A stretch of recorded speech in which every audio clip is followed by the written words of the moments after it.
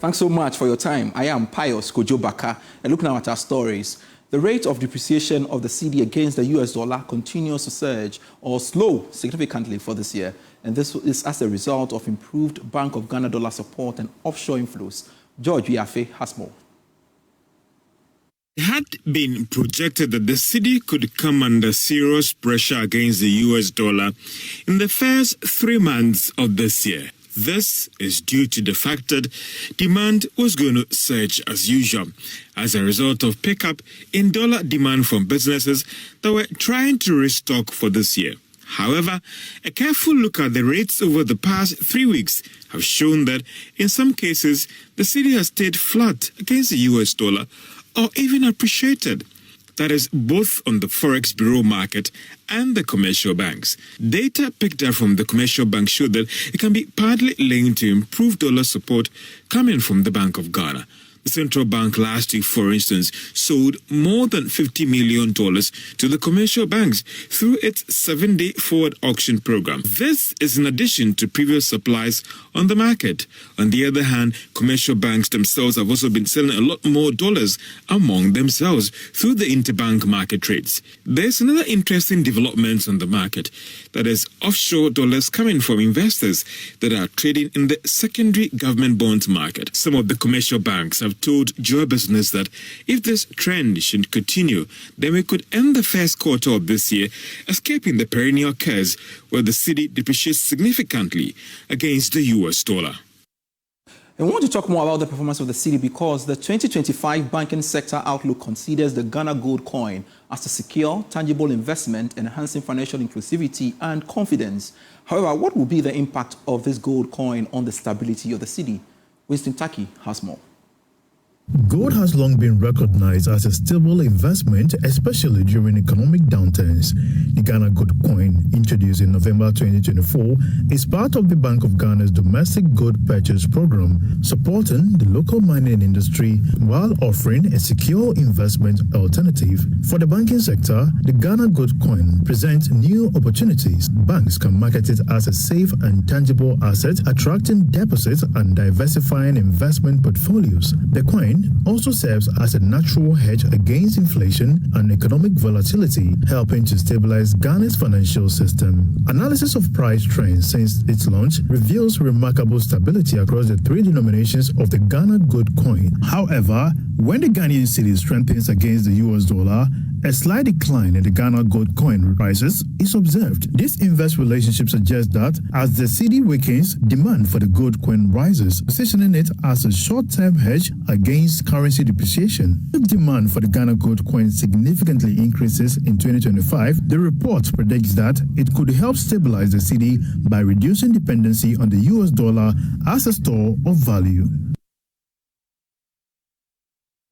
We want to have a discussion on the back of this 2025 banking sector outlook on the Ghana Gold Coin and, of course, its expected impact on the performance of the Cedi. Joining us via Zoom is a senior finance lecturer at the University of Ghana Business School, Dr. Benjamin Amwa. Thanks so much, sir, for agreeing to speak to us on Business Live. Now, from the report of the 2025 banking sector outlook, it appears the Ghana Gold Coin is having a significant impact on the performance of the Cedi, which is expected, like the Bank of Ghana envisaged, right?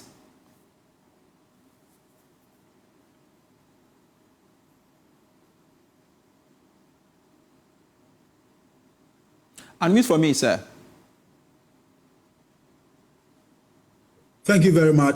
Yes, we can see some relationship being established between the demand for the gold coin and the Ghana Cedi US dollar relationship. But if you look at what Bank of Ghana had in mind, the strategy for the gold coin was to mop up excess liquidity first and also provide investors in addition to the investment instrument that we have from Bank of Ghana and then from Ministry of Finance, i.e. the Treasury bill, the bond, and then the gold coin. So that investors, instead of using excess liquidity to purchase the US dollar, will now have to decide between buying the Ghana gold coin or maybe sticking to the US dollar. So that is where the decision for the investor is. The investor has one more product to buy. And if the predictions from Bank of Ghana should come to pass, then it means that investors will consider the gold coin instead of going for the US dollar. And in that case, the Cedi will be strengthened through that channel. But of course, it goes more than just the buying and selling of gold coin. Great. So from what you've read and, of course, the literature about this gold coin thing, do you think its acceptability has been of great impact has been of great impact from banks as a short-term hedge against currency depreciation? It is the investor's decision to take, because the investor will look at the existing investment product and then consider the gold coin and see if the gold coin can indeed give the investor value. If indeed the Ghana gold coin will give the investor value, rationally the investor will go for the Ghana gold coin.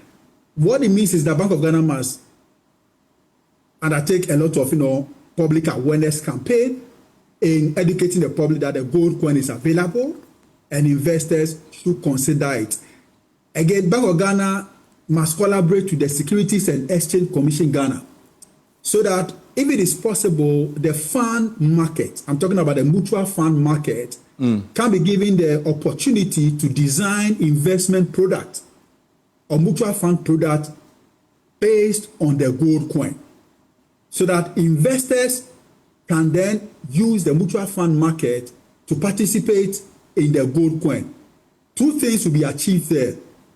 The mutual fund market can attract more investors, and there'll be more funds pulled through the mutual funds in purchasing the gold coin. As we speak now, the Ghana gold coin is ranging between 12,000, 21,000, and 42,000 plus. How many Ghanaians can easily participate in such an investment? But if you use the mutual fund market as a conduit, there will be divisibility of the instrument, and it will be much cheaper in terms of the pricing, because you are pulling the funds together. You are going to have a lot more Ghanaians participating in it, and the overall impact will be much higher than what we are seeing. So maybe Bank of Ghana will have to collaborate with Securities and Exchange Commission and look at how, in addition to selling a gold coin through the commercial banks as we have it now, we can also have the fund market also participating in it and creating investment product available for us to purchase it at lower the price as it is now, in terms of the divisibility of the product. And you look at the rate of depreciation of the Cedi against the US dollar, it continues to slow significantly for this year. And I guess this is impressive. Absolutely, it is, because if you go back to the data and look at November 11 to December 12, the Cedi appreciated on a daily basis. How that happened, we need to maybe look at it and look at it again. Then after elections, the Cedi started, wobbling a bit. And we are seeing some resurgence in terms of strength. So definitely, something may have happened between 11th of November to about 12th December. We need to maybe go and look at it. And then if we can replicate that, and it will not cost us that much, we should use that as a short-term approach to managing the Ghana Cedi, in addition to the long-term approach to dealing with the Ghana Cedi, which we know is more structural. But in the short term, we can look at what we have been doing, especially between November and December last year. And then if we can use it to strengthen the Cedi. Let me get your thoughts on this. Some have argued that banks have a greater role to play when it comes to, of course, its acceptability, and this can be done by encouraging investment in gold rather than U.S. holdings to ease pressure on the Cedi and the long-term financial stability. Do you agree with this assertion coming from them? Beyond the collaboration, no, the gold coin is a product of the Bank of Ghana and not the commercial banks. The commercial banks are just serving as primary dealers to use their distribution channel to sell the gold coin for Bank of Ghana. So the responsibility is more on Bank of Ghana to do the education. Don't forget, the commercial banks themselves have their own investment products that they are selling, and they will not like to, put aside that product, because all their products will also be competing with the gold coin from the central bank. And so the commercial banks will only act if the central bank will educate the public and create that awareness. So in terms of the success, it heavily depends on the central bank and how much they can sell the product. Then the commercial banks do their distribution channel to do the sales for the central bank. So the success of the program or the gold coin will depend largely on the Bank of Ghana. But how do we track that? We can track that through the periodic reports that Bank of Ghana will have to, release to the public, and also, through the value of the Cedi, because the expectation is that the gold coin will serve as a strategy to strengthen the Cedi. So it is incumbent on Bank of Ghana to periodically release to the public report on the performance of the gold coin in terms of the volumes and values that have been purchased. And I believe that we can also use that to track. I don't think any commercial bank will take it upon itself to be reporting on gold coin. No, they will not do that. So it is up to the central bank to take up that responsibility. Great. Thank you so much, Dr. Benjamin Amoah. He is a senior finance lecturer at the University of Ghana Business School, sharing his perspective with us on the Ghana gold coin subject matter and, of course, its impact on the Cedi. Now, let's shift focus to some other stories. President John Mahama has directed the Minister of Finance, Dr. Kasseil Atuforsen, to immediately bridge the USAID funding gap estimated at $156 million.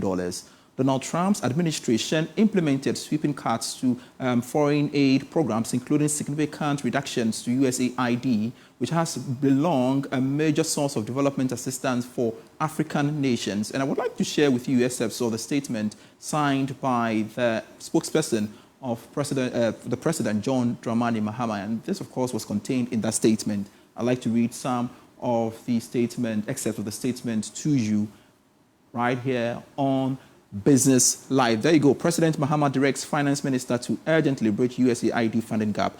It reads, President John Mahama has directed the Minister for Finance, Honorable Dr. Kasseil Atuforsen, to take urgent steps to bridge the funding gap arising out of the suspension of the USAID's international funding program.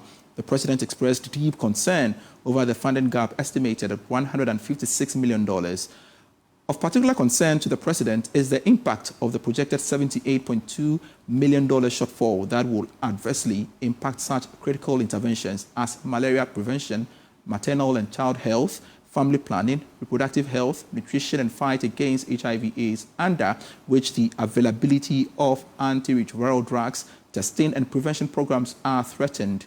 Concludes by saying the President has requested that the bridging arrangements focus on these priority areas to mitigate any deleterious effects occasioned by the USAID funding disruptions, and of course signed by the spokesperson to the President and of course Minister Government Communications, Felix Kwakye Fosu there.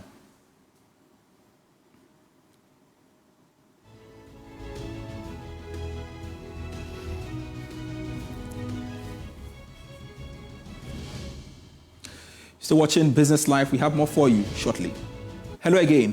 Access Bank Ghana has been awarded the prestigious IFC E-Edge Green Building Certification for its headquarters in Osu here in Accra. The certification recognizes the bank's commitment to sustainability and cost efficiency. Speaking at the award ceremony, IFC Regional Director for Central and Anglophone West Africa emphasized the importance of sustainable building practices in driving business growth. More in this report. Access Bank Ghana has received the prestigious Edge Green Building Certification from the International Finance Corporation, marking a significant step in its commitment to sustainability. Speaking at the award ceremony, IFC Regional Director for Central and Anglophone West Africa, Dr. Dalia Khalifa, highlighted how Edge certification helps businesses lower expenses, improve efficiency, and contribute to job creation. It's very good for the environment. Buildings that are sustainable are businesses that will continue to create jobs and do business, but also when you are becoming more sustainable and EDGE certified, you're effectively lowering your expenses. And when you lower your expenses, that's good for your bottom line. So it's good for the environment and it's good for the bottom line. So overall, it's a plus, and any business that wants to consider doing these kinds of activities should immediately think of the EDGE certification. EDGE certification basically means that the business is more sustainable. We We have, as IFC, begun this EDGE program all over the globe. In Ghana in particular, there are about 54 ongoing projects, correct, covering about 800,000 square meters. And therefore, we hope to continue doing that kind of thing in Ghana. Dr. Dalia Khalifa highlights the financial and operational benefits of sustainability, stating that Access Bank's efforts to reduce energy and water consumption will significantly lower costs. She adds that these savings will not only benefit shareholders, but also enhance customer service and overall business efficiency. What happens next is that Access Bank lowers its costs.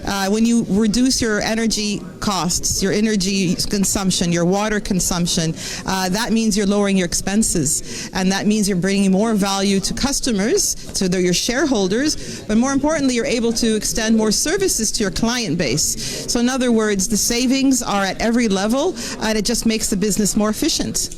Meanwhile, the managing director of Access Bank Ghana PLC, Olumide Olatunji, reiterated the bank's commitment to cost efficiency, emphasizing that effective cost management translates into greater benefit for stakeholders. He noted that by keeping costs low, the bank can pay dividends, satisfy shareholders, and secure the necessary financing to support long-term customer operations. There are two ways to make money. Either you grow your revenue or you bring down your costs. This is going to show that we can manage our costs very well. And if you see our ratios, our cost-to-income ratio is less than 30%, shows that we are managing our costs very efficiently. This is another avenue to make that to happen. Our stakeholders will continue to benefit from what we are doing because when we manage our costs well, then we can pay dividends, then we can make our shareholders happy, and then we can raise the kind of financing that our customer needs to be able to support their operations in a long-term manner.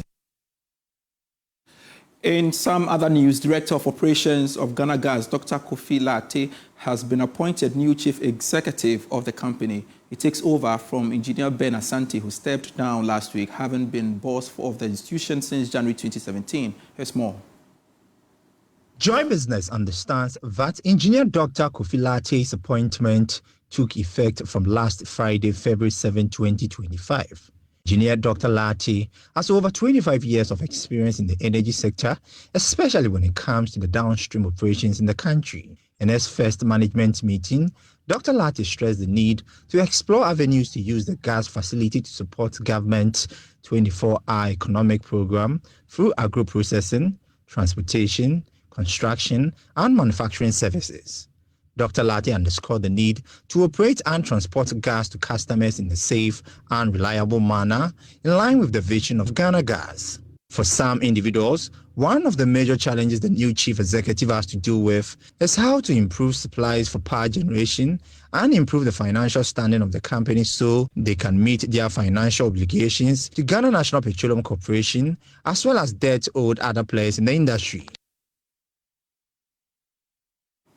Executive Director of the Institute for Energy Securities, Nanamwe Cedi VII, is urging the newly appointed Acting Managing Director of Tema Oil Refinery, Yusuf Suleimana, to work at reviving the Tema Oil Refinery to serve its intended purpose. Speaking to Joy Business, Nanamwe Cedi VII said operational reforms is a sure way of addressing some of the major challenges facing the refinery. TOR is unable to bring in the feedstock on its own account. That is one. Yes, there could be an arrangement where they can resort to tolling arrangements. That is when somebody brings in the crude for them to crack. So beyond that, if you are very good both, you can maintain your system. Currently, the crude distillation unit is not in good state.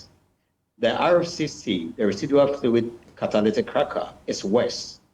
But at least we can start from the CDU where you need some level of maintenance to bring it to a very efficient level.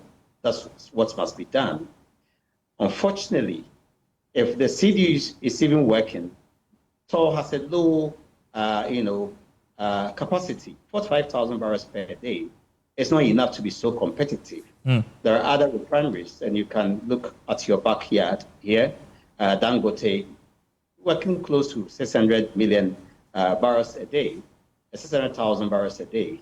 Other refineries out there are doing close to 2 million barrels a day, and you are doing 45,000 barrels. How can you be competitive in this equation? And so TOR needs a revamp. of its own facility and also an increase in capacity. The next thing is that the whole tour is loaded with personnel, and we think that there are many idle hands in tour that must be taken care of. There is a drain on toll, and also a fiscal burden on the economy. Probably they might consider, asking some people to have some, resort to different space. But for now, to have a staff strength of close to 700, 900,000 for a 45,000 barrels per day facility, it's a drain on the economy and the company itself. Assistant Manager for Assurance at Deloitte, Samuel Agbo, is urging small and medium businesses to adapt to new trends and sustainable practices in running their businesses. According to him, resources in businesses are finite, and thus tapping into it must be done in a way not to endanger the future. He shared these insights on the Joy Business Advisory Series, a program aimed at equipping SMEs with a steady growth trajectory in 2025. So some of the new trends in financial reporting include the move away from the traditional quarterly periodic reports to more data-driven and live reports. Okay, and we are moving away from the traditional way of doing things in accounting practice. We are now infusing sustainability into reporting. For instance, the International Financial Reporting Standards have issued sustainability standards such as F1, S1, and S2, which enjoins businesses to be more sustainable in their reporting and embark on more sustainable practices in terms of running their business. Yeah, we're going to be talking a lot about sustainability, but why should SMEs be concerned about this? Great. Every business operates in an environment, okay? ESG stands for environment, social governance, okay? And resources are finite, okay? So in tapping resources, whether human, whether natural resources, we have to go about it sustainably so that the future will not be hampered. Okay. Recently, there has been this social angst against galamsey and all that. Why? Because they are not doing it sustainably. They are thinking about the present, not the future. Okay. Increasingly, investors are also becoming very wary about how businesses operate. Okay. And if they are doing it the right way and in a way that will not compromise the future. Okay. And in terms of governance too, it's very, very important that SMEs and businesses think about these things when they are running their business. And before we go, Ghana has been ranked 8th in Africa with the best internet quality in the 2024 Surfshark Digital Quality of Life Index. Here's more. Mauritius was ranked first in Africa with an internet quality index of 0.361. It was followed by Ivory Coast second, Egypt third, and Algeria fourth. South Africa, Senegal and Burkina Faso placed 5th, 6th, and 7th respectively. Morocco and Nigeria wrapped up the top 10 positions in Africa, placing 9th and 10th respectively. A country's internet quality is determined by factors influencing speed, stability, and overall performance, shaping how efficiently individuals, businesses, and institutions connect online for communication, work, and entertainment. Despite advancement, the report said many Africans continue to face challenges such as slow internet speeds, high data costs, and inconsistent network coverage, limiting access to vital digital services like online banking, e-commerce, and telemedicine. And that's it for Business Live for today. I am Pius Kojobaka. We have more stories for you when you log on to myjoyonline.com/business. Great for serving you. Let's connect at 8 p.m. with Prime Business.